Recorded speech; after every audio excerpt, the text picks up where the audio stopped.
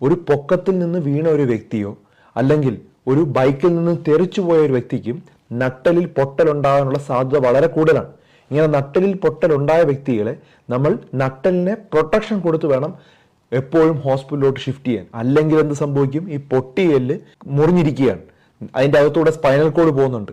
ഈ സ്പൈനൽ കോഡാണ് നമ്മുടെ കൈയും കാലും ചലിപ്പിക്കുന്നത്. ആ ഒരു പൊട്ടിയെല്ല് ഈ സ്പൈനൽ കോഡിൻ്റെ ഞരമ്പുകളെ മുറിക്കാനും ജീവിതകാലം മൊത്തം പാരാലിസിസ് ഉണ്ടാകാനും സാധ്യതയുണ്ട്. അപ്പം എന്തെങ്കിലും കാരണവശാൽ ഇത്തരത്തിൽ പൊക്കത്തു നിന്ന് വീഴുകയാണ്, മരത്തു നിന്ന് വീഴുകയാണ്, ഏണിയിൽ നിന്ന് വീഴുകയാണെങ്കിൽ കഴുത്ത് അധികം സപ്പോർട്ട് ചെയ്യുക.